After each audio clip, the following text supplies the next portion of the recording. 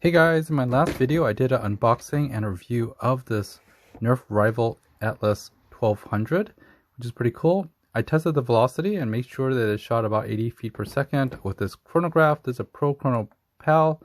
You get this chronograph online. You also get the Nerf rival blasters online as well.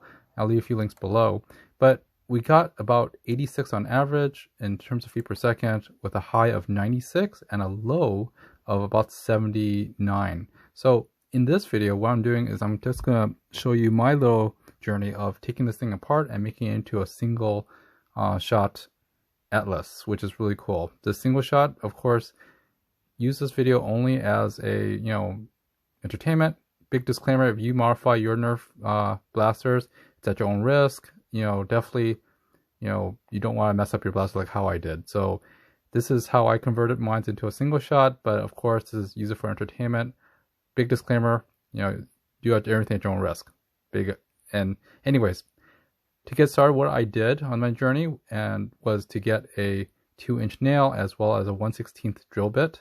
I also have my hand blower as well as a electric screwdriver, so I could drill into the plastic. I also have my precision screwdriver set to open up the Nerf blaster, as well as some duct tape, really good quality duct tape.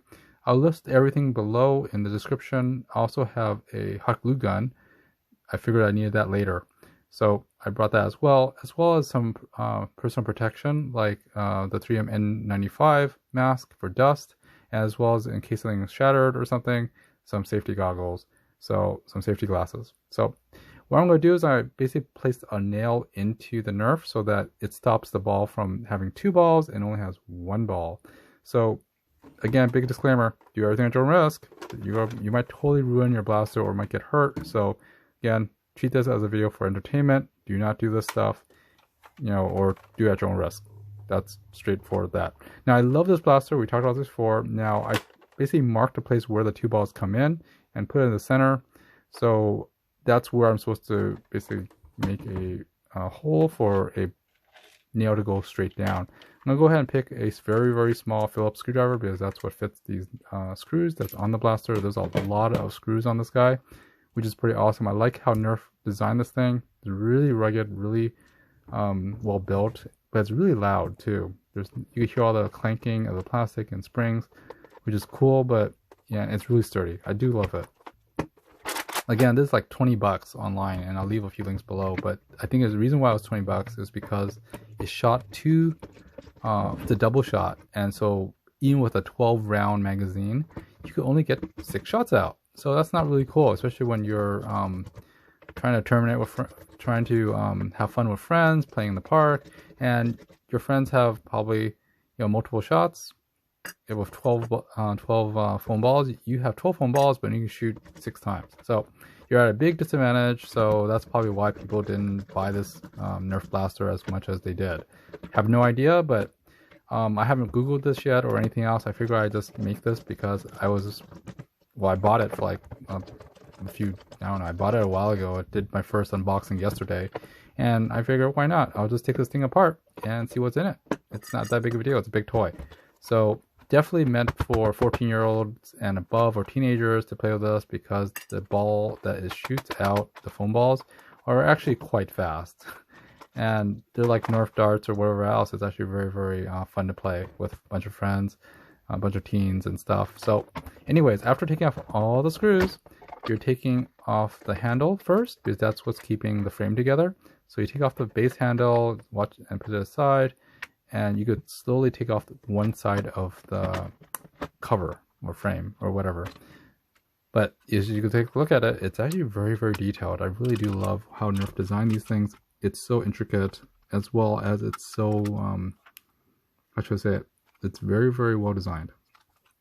As you can see, there's plastic for the rail, and there's a lot of things going on in here, which is really cool. You can actually see that there's the travel of that the main barrel, and how that receiver goes through, and the trigger, and how that works. It's really, really neat, to be honest. This is the first time I took apart a Nerf blaster, and to see all this stuff in this one little toy, it really, really I'm pretty amazed, to be honest. I might get another Nerf Nerf blaster just to take it apart or to play with. This is really fun. Now, as I start taking this stuff apart, you can see that it's pretty interesting. Every part has a function or feature. There's a lot of empty space in the inside of this thing. So as you can see the movement, you see that plunger and that little black wash. I think it's a gasket or something. But anyways, that little thing keeps the air intact while it when it seals back after it cocks, and puts two foam darts in there, or not darts, foam balls. So it goes back and slides back and encapsulates the two balls and goes back into that air chamber, and it pushes the air or spring air or whatever it is through that little really short 3 or 4 inch barrel. Really cool. But there's so much things I want to do with this thing. I want to probably start taking apart the other parts too, but let's do one thing at a time. I'm gonna go ahead and make this into a from a double shot to a single shot. But as you can see, all the detail is really cool. Okay, moving on. So I tried taking off some other parts so you get closer to the mechanism, so I could take that the clear plastic off. But it felt like it was getting it looked like it's too much work. So what I did was I held down the movement, the piece that slides, and so I could cock it halfway so I could get that clear tube to go up outside of that barrel area, so I could actually work on and drill through that. I need to drill through that in order to put a nail through it, so that the nail could act as a wall to hold only one of the foam things. So I started using duct tape, and I duct taped that clear tube. I also duct taped the frame together so that it won't move, as if there is screws on it. So I duct taped everywhere that I could so that it's nice and stable. So when I drill it, it won't really move around, and I can still cock this thing and move that. Oops, I shouldn't have put duct tape there. So let's put it in the front and put some more duct tape in the back. So cocking it halfway so I could actually access that tube. The duct tape on the tube is so that it protects it from like cracking or breaking. I think it might be acrylic or something, so I want to make sure I don't destroy that tube. Once it's destroyed, this thing was virtually useless, because I would be destroying the entire blaster.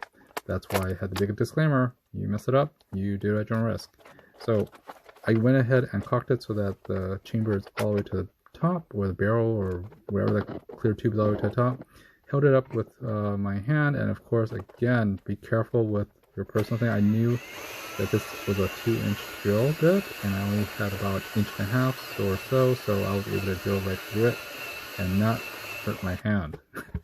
And you kind of have to measure that beforehand. You don't want to screw up and hurt yourself like this. And always use safety, of course, and always measure twice before doing anything. The nail I use is actually a vinyl coated nail, which means it won't rust. So it'll probably stay like that for decades and it won't rust. That's why I picked it. Otherwise, I think it's better to just use a machine screw or something else where you can actually adjust it, but I don't think it matters, to be honest. I just want something that I could poke through, and that's easy and small and thin, that yet is strong enough to hold back the foam ball, so only one comes in. Now, here what I'm doing is blowing out all the dust. Now, most of the dust and shavings were already caught by the duct tape, so no big deal, but the small minute stuff I basically blew out, so it doesn't get into the mechanism or into that tube or anything else like that. Some still got in, but you could still clean it by raising that tube and just wiping off the dust inside or blowing it out, and that's exactly what I did. So I tried it without the frame, and it seems to work pretty well. It just goes up and goes through it, but I realized that the hole was too small and the nail wobbled, so I made this hole bigger. I actually cut more into that clear tube, so that it's very there's a bigger tolerance, and even if it's at slight diagonal, you'll still catch the main opening of it and still slide through. So that was the whole thing of it. Of course, I still screwed up that because I did it at an angle. Hopefully I don't have to do it to the tactical rail. So let me blow out all the stuff again. I did this like 3 or 4 times to blow out the dust, re-drilled, blow out the dust, put it back together. As you can see, there's some particles in there already. Now, this is what happened. So once it got caught, the nail basically got caught in the foam ball and stopped the thing from moving. So big error on my part, so that's why, again, big disclaimer, you might screw up your whole blaster. I took this thing apart again for the 3rd or 5th time, and tried to figure out where the right placement was for the hole and nail. So clean out a lot of the dust and stuff that was stuck on the gasket and stuff. But I decided, hey, I'm just gonna drill right on the top of it straight down. That's my next move, since I've already screwed it up already. So looking at straight down, it looks like there's that weird looking lever that keeps the balls from rolling forward, that plastic lever in the center of it, that orange thing. So I just drilled right next to it, straight down. Again, watch your fingers and watch the drill bit length, because you could easily put a hole in your finger. So please exercise a lot of caution, wear safety protection, and definitely measure it a few times before drilling like this. I just held it close enough so I could drill a hole. I didn't go all the way down, but enough to drill a hole and go straight down like that. So that is actually pretty, this is, if you were going to do something like this, I would probably stop right there. And this is pretty much the best part of that whole part. But what I should have done was actually put the tactical rail on top, then drill through it. Then it would have held it very well. But since I was still an idiot, I decided to basically drill it, blow it out, take it apart, test it again and again and again, and waste a lot of time, apparently. So after blowing out everything, I have to clean out a lot more because this time I didn't put duct tape. So I took a while blowing out all the stuff. That's why you're wearing a particle mask, so you don't breathe the stuff in. So you blow all the stuff out. I blew all that stuff out. And make sure everything's cleared, especially the barrel and other components. Make sure, I even shot this a few times so that I could blow out anything stuck inside. That's later. But just make sure everything's nice and clean and blown out before you reassemble this thing. Because I still need to drill through the tactical rail. Because right now, I was thinking of cutting the nail so it fits perfectly. But it didn't work out that way. So just spent a lot of time blowing out and cleaning up before testing it again. So after that, I basically put it back on, the rail back on, and drilled a hole right through the rail so that it fits perfectly straight down. It does stop that center stopper, that little orange thing, from moving, but it works. So what I did was I put some duct tape on top, hot glued it to the top rail, and every time I load and unload, it stops the foam ball right where I need it to stop, which is perfect. That's exactly what I wanted. It holds only one ball. And shooting it, it was really fun too. Basically, I got on average, it gets about 85 to 90 in terms of the speed, which is nice. But at the same time, there's putting this back together, let's go ahead and shoot it really fast. The problem with doing this is that sometimes that orange, the balls will stay in place in the clip, but that orange thing that held the balls back no longer work. It's basically wedged between your nail.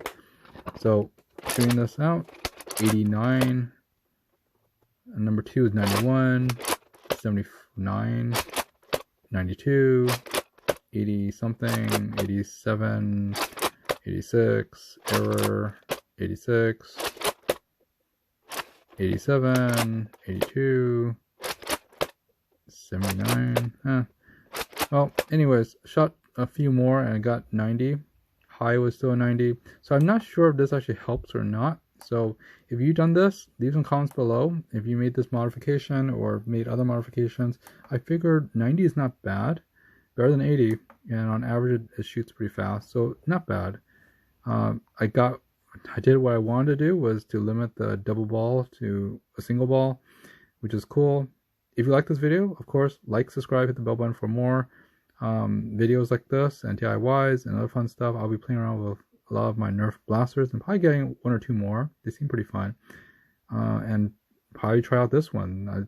I'm thinking of picking up this one up because it's nice and simple, and it's also a pistol like size. Anyways, thanks for watching. Please like, subscribe, leave some comments below, and of course go to Sterling, visit my page, SterlingWang.com, and everything else, and a lot of things can be fixed with duct tape. See you next time, guys. Thanks for watching. Bye bye.